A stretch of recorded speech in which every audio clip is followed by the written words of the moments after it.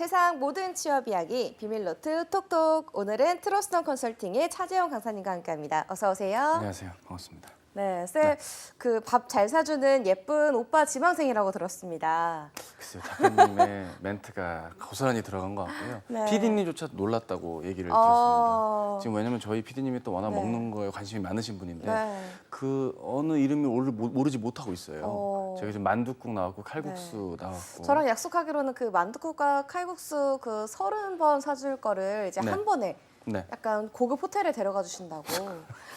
그렇군요. 출연료도 얼마 안 되는데 제가 몇 번을 더 출연해서 사드릴 수 있을지 이러다가 뭐 집을 사달라고 할 것 같은 느낌이 들지만 최선을 다해서 네. 방송을 하면 나아지겠죠. 뭐 날씨가 좀 추워지는 느낌이 드네요. 네. 자꾸 뭐 이렇게 달라고 하시니까요. 네, 예. 추울 땐 또 이제 먹을 게 땡기잖아요. 갑자기. 예, 네, 또 그쵸. 간식도 땡기고. 그쵸. 네, 이런 날씨에 네. 좀 추천하고 싶은 간식거리 있으실까요? 글쎄요, 원래 이제 추운 날씨 하면 뭐 호떡, 호빵 이런 게 어, 떠오르지만 그쵸, 네. 저는 그냥 좀 입이 심심할 때 먹는 과자가 어. 좋습니다. 이왕이면 83년에 나온 네. 정통 아메리칸 스타일의 4가지 맛을 보유한 꼬깔콘이면 아주 좋겠네요. 네, 그런 의미에서 오늘 좀 어떤 기업 채용 소식 준비하셨나요? 아유, 최고의 진행. 예, 저는 꼬깔콘의 회사 롯데제과를 준비해봤습니다. 롯데제과가 신입사원 채용이 오픈이 되어가지고요. 대졸공채 소식 전해드릴까 합니다. 네, 롯데 제과하면 이 굴지의 제과 대표 기업이잖아요. 간략하게 소개 좀 해주실까요? 예, 67년에 설립된 기업이고 다른 대기업들과 달리 좀 심플한 사업을 하는 게 특징입니다. 과자류의 사업을 하는 회사라고 네. 알려져 있습니다. 우리가 흔히 아는 이제 조스바, 수박바, 설레임, 옥동자 이런 빙과류 제품들부터 가나 초콜릿, 빼빼로, 바다 코코넛, 카스타드, 칙촉, 뭐 롯데 초코파이와 같이 일반적인 비스켓류의 과자류에 이르기까지 다양한 제품들이 한 200여 종 정도의 제품이 그동안 출시가 되었고 현재까지 유지가 되고 있는 그런 회사입니다. 아무래도 이게 좀 과자를 드시는 분들의 특징 자체가 네. 국내에서는 인구수, 특히 이제 저연령층의 인구들이 점점 줄고 있기 때문에 확실히 국내에서 과자 드시는 수요가 좀 줄어드는 가운데 해외 진출이라든지 구독 경제 서비스 등을 도입하면서 새로운 변화를 모색하고 있는 대표적인 기업이라고 알려져 있습니다. 이를테면 그 현재 70여 개국에 수출을 하고 있고 제과업계 최초로 5천만 불의 수출을 달성했다라는 소식도 볼 수 있었고요. 네. 카자흐스탄의 1위 제과업체인 라하트사를 인수했고 물류센터 구축까지 다양하게 고민을 하고 있는 게 현재 롯데제과의 특징이라고 할 수 있습니다. 이 구독 서비스도 얘기를 안 할 수가 없는데요. 네. 월간 과자, 월간 아이스라고 해서 네. 월에 특정 금액을 서브스크립션을 하면 결제를 하면 약간 그 블라인드로 어떤 과자나 제품이 올지 모르지만 정기적으로 받아볼 수 있게 그렇게 안내가 된다는 것도 네. 특징이라고 할 수 있을 만큼 판매하는 측면, 제품 경쟁력이나 판매 스타일, 판매 채널까지 다양하게 고민하고 발전하고 있는 대표적인 국내 1위 제과업체라고 할 수 있습니다. 네, 많은 분들이 기다리셨을 것 같은데요. 롯데제과 채용 소식 조금 더 자세하게 좀 살펴볼까요? 예, 다음 주 금요일 12월 2일 금요일 날 오후 네. 5시 마감인 기업이고요. 어떻게 채용 소식이 나와 있는지 하나씩 좀 살펴보도록 하겠습니다. 준비된 화면이 있건 없건 저는 제 얘기 시작해 볼게요. 네. 화면이 나왔네요. 일단은 경영 지원, 물류 기획, 마케팅, 기술 전기, 생산 관리 순으로 채용 소식이 오픈이 되었습니다. 전반적으로 보면 다른 롯데 계열들 못지않게 담당하게 될 업무가 어떻고 필요로 하는 우대 자격 요건들이 어떤지가 잘 나와 있다는 게 특징인데요. 경영 지원은 현재로서는 중장기 경영 계획을 수립하거나 실적 분석 그리고 예산을 관리하는 등의 업무 등을 봤을 땐 1명에서 2명 정도의 채용이 예상이 되고요. 네. 재무회계의 경우는 아무래도 회계 그리고 세무 관련된 업무를 담당하니까 역시나 2분 정도의 채용이 어느 정도 예상이 됩니다. 재무회계 관련 자격을 보유한 사람을 우대한다는 건 이런 계열의 경우는 우대라기보다는 많은 지원자분들이 다 준비를 하신 상태에서 접근을 하는 것이니까 한번 좀 보유해 보는 것도 참고해 보면 좋겠고요. 보유하고 있지 않더라도 관련 업무를 잘 수행할 수 있는 회계, 세무 관련 기초 지식을 충분히 어필해 주시는 게 좋겠습니다. 네. 물류 기획의 경우는 물류 데이터 분석과 프로세스 개선, 네트워크 운영과 시스템 관리와 같이 셉 이용을 해본 경험자를 우대한다고 할 만큼 실무 인력을 필요한다는 것을 볼 수 있고요. 그밖에 마케팅, 전기 기술, 생산 관리에서 약간명의 채용이 있다라는 점. 따라서 다 합치면 아무리 많이 뽑아야 한 10여 명 선의 채용이 되지 않을까라고 생각은 듭니다. 뭐 생각보다 채용 인원이 적은데 이거 괜찮겠냐 싶으시겠지만 나름 롯데제과의 사이즈에서 정규직으로 신입 공채를 뽑는 것이니 좋은 계기가 되지 않을까 싶고요. 네. 그 이후에는 이제 서류 전형, 인적성, 면접 전형 그리고 건강 검진에 따른 최종 합격 순으로 채용이 예정이 되어 있는 이번 채용 소식입니다.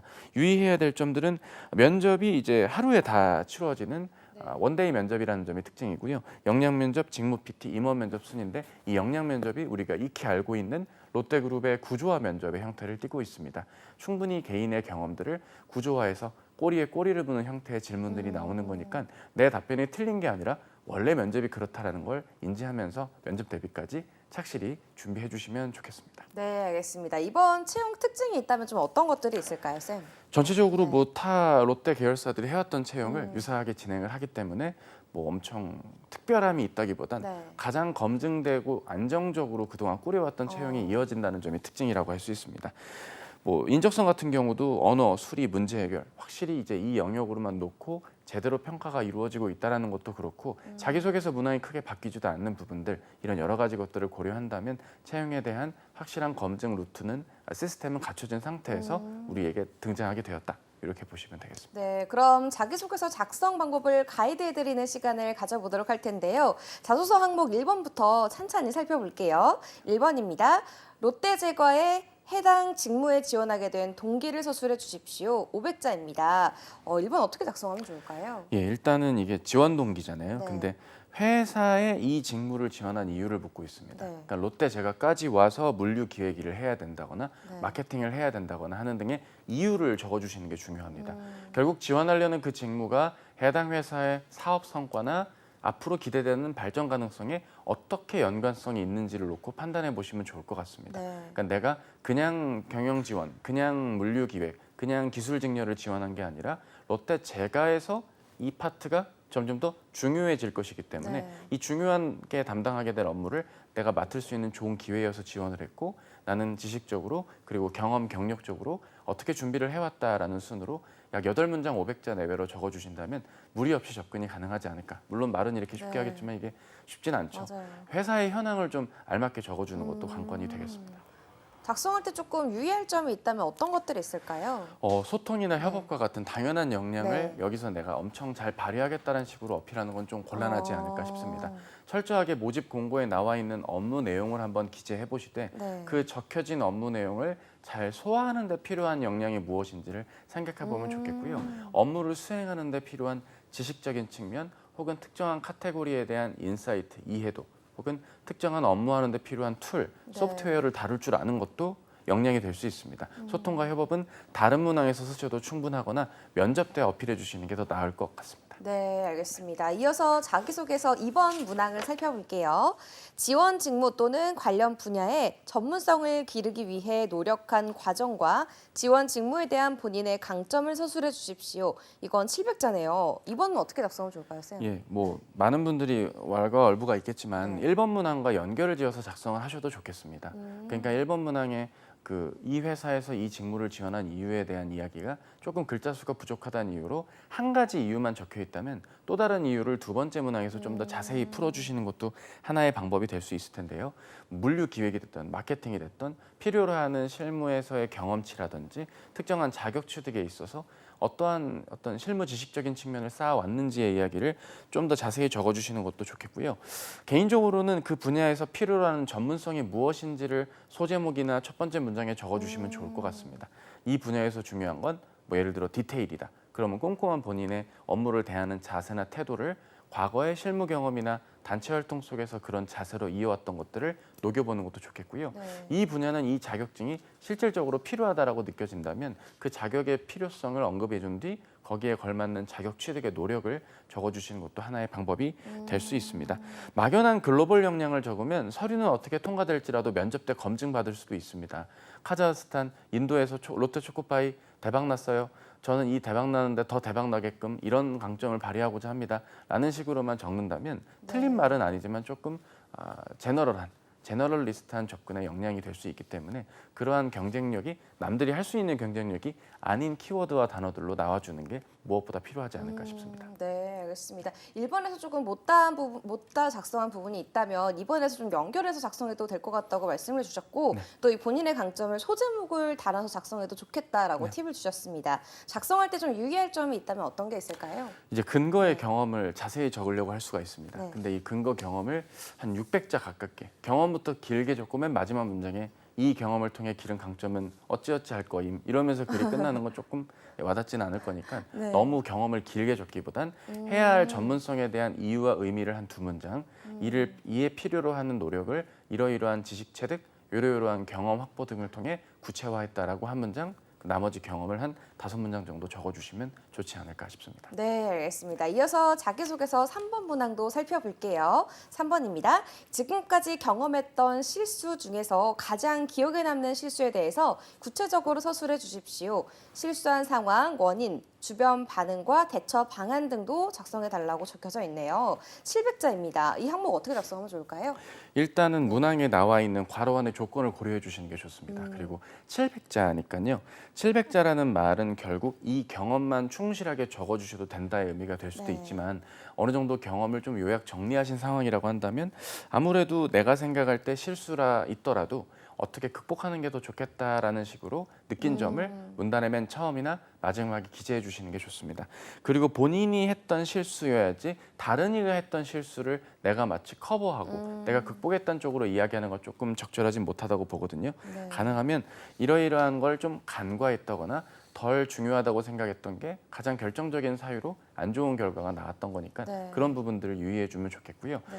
초반과 중반 부분에 실수가 있더라도 최종적으로는 우수한 성과로 이어졌다는 식의 구성도 나쁘지 않으니 잘 참고해 보시면 좋겠습니다. 네. 근데 진짜 결정적인 실수를 한 걸 좀 작성하면 안 될 것 같은 느낌적인 느낌이 드는데. 그렇죠? 네. 네. 어떻게 해야 될까요? 글쎄요. 그 뭐랄까요? 어느 정도 내가 치명적인 네. 실수를 했다의 기준점이 나와주는 게 네. 좋겠어요. 그 이후에 했던 보완의 노력이나 다른 상황에서의 극복 노력이 나와줄 수만 있는 범위 내에서라면 괜찮지 않을까 싶고요. 네.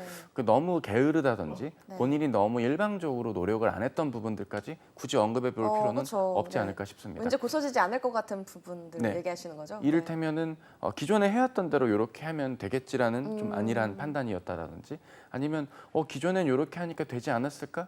그럼 내가 알기로 이론적으로는 이럴 텐데 앞으로 적용해 보면 어떨까라는 식으로 좀 지레짐작으로만 네. 판단했던 것으로 인한 실수 어. 이런 쪽들로 생각해 보면 좋을 텐데 이렇게 얘기해도 기억이 안 날 확률이 높습니다. 가능하면 내가 어떤 역할을 맡았고 네. 그 과정에서 어떤 게 어려웠으며 그걸 어떻게 슬기롭게 극복해야겠다라는 생각을 대학 4년, 학은 고등학교 3년 포함 합의 7년 동안 한 번은 있었을 거거든요. 기억을 한번 떠올려 보시는 것도 좋겠습니다. 네, 알겠습니다. 이어서 자기소개서 4번 항목도 살펴볼게요.